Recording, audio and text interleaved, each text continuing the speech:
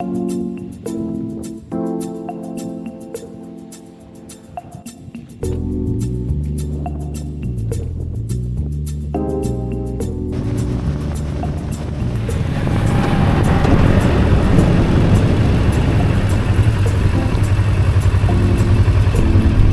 looking at the Canadian border, and well, the landscape changed completely. Unbelievable.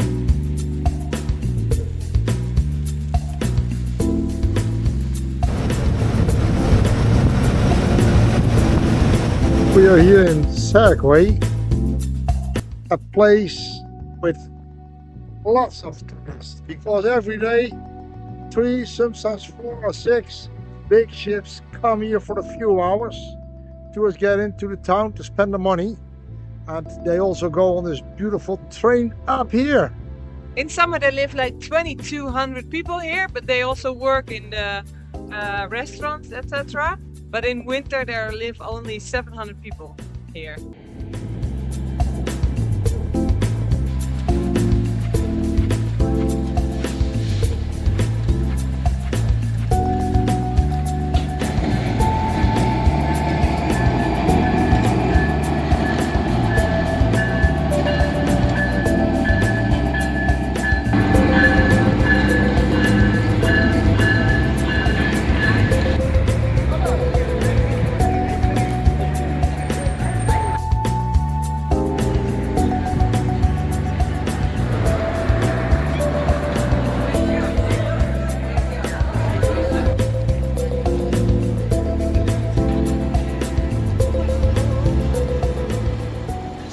Ivory from mammoth. From mammoth.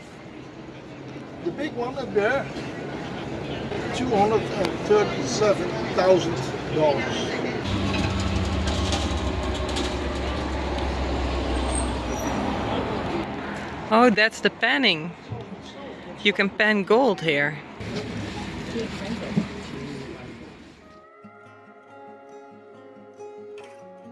Back in history, here in Skagway, Alaska, United States. And who's there?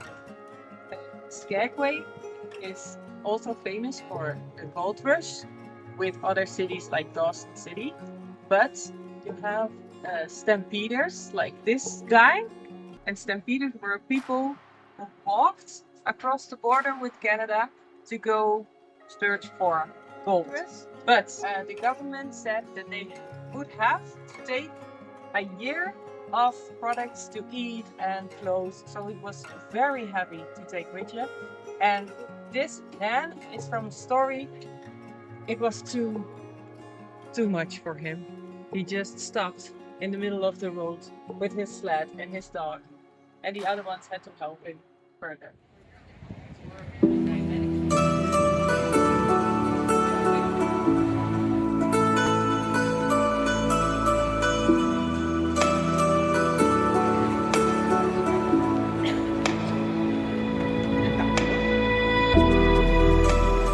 Today we are in Skagway, and this is the city hall of Skagway. We left from Whitehorse today, and what's now?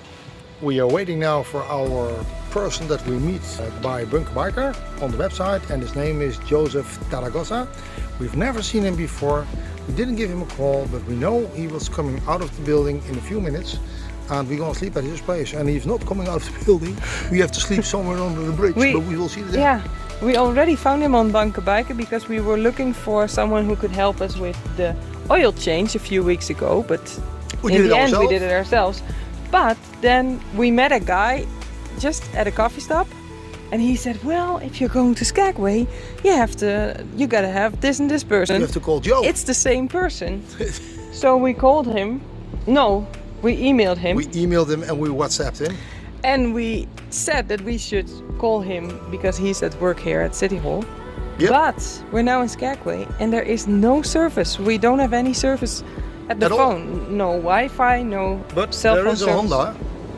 There is a Honda. There's a Honda. So a Honda here. The guy is here, somewhere. We're just waiting. We're waiting till he finished working. Yep.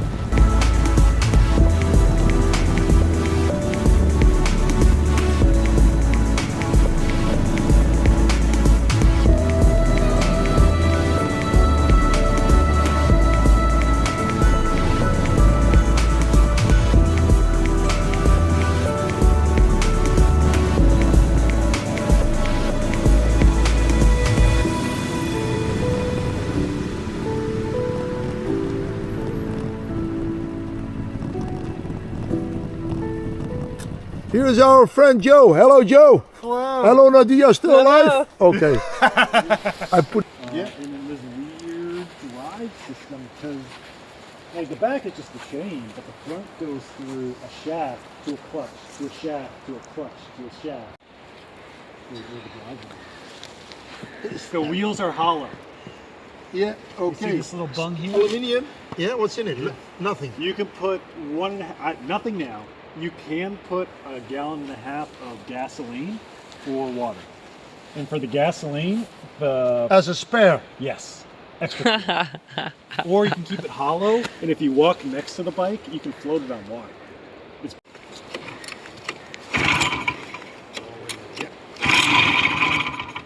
Almost right.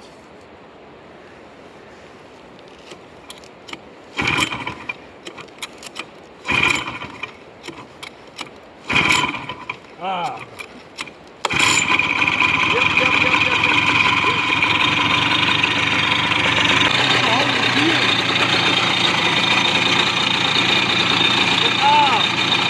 No clutch.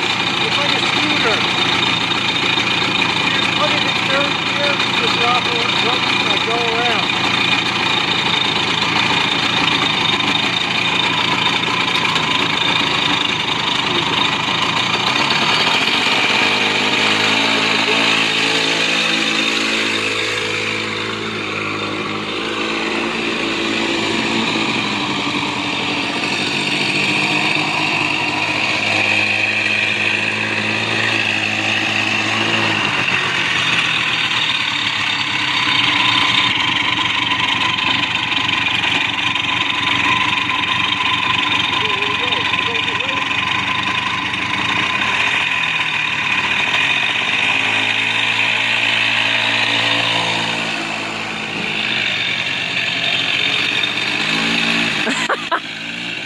Whoa.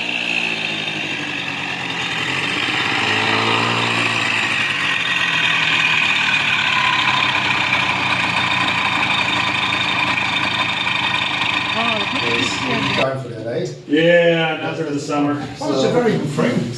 Oh, it's a great bike. It's very sturdy. It handles these dirt roads, no problem. So it's still, you can still make this, eh?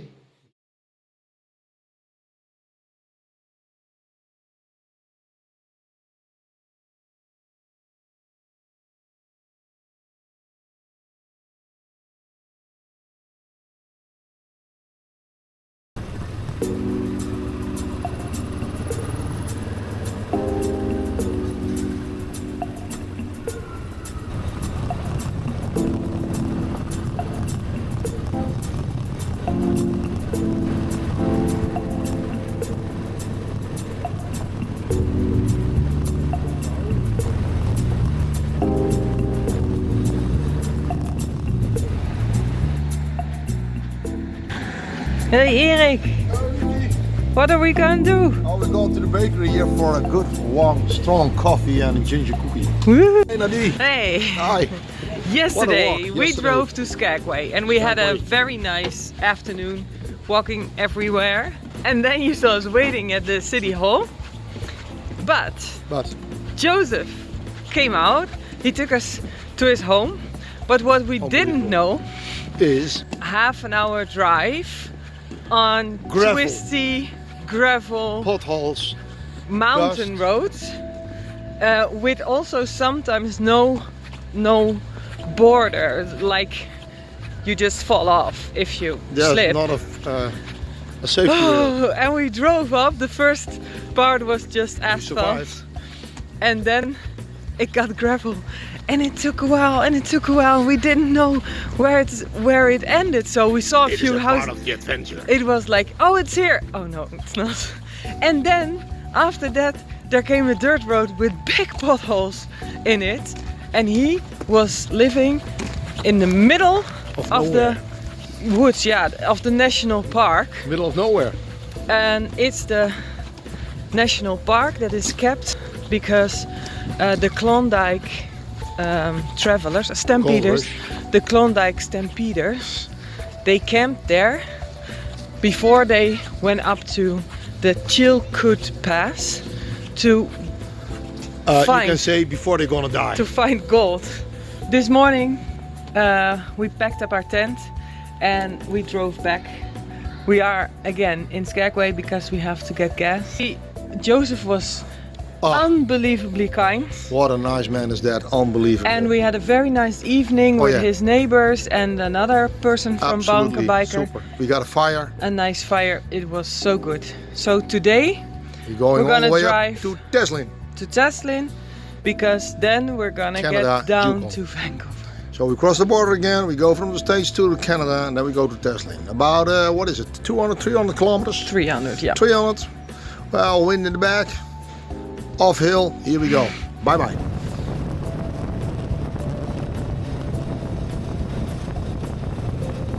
Oh, good afternoon, everybody. Here is Nuddy.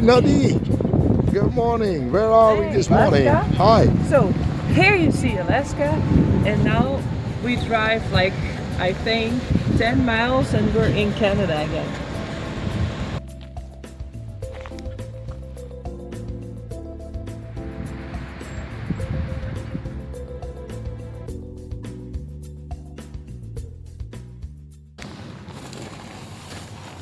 Up here, you got him?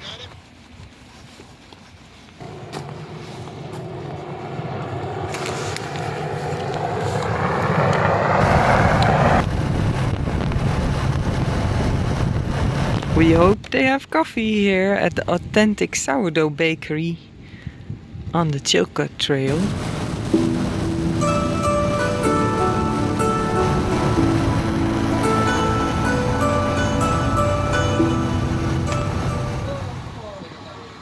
Well, you know what it is? It's one big mess here with the traffic, but it's so nice that you get it old, dusty roads, bring you all the way up to the west to Whitehorse. Well, I feel a little bit romantic. Nice. This is the view from the campsite.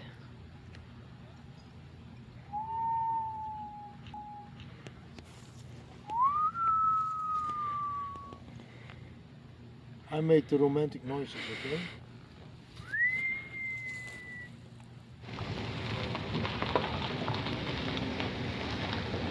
A wildlife museum. So we're now in Teslin at the campground of Yukon Motel, next to the gas station and the restaurant. Oh, 750 kilos. A deer. We also saw the deer, beavers, black bears. In real life, yeah, these are real also, of course, but not live. Also seen caribou in real life, and we also saw bison in real life. One time saw a grizzly bear, like this.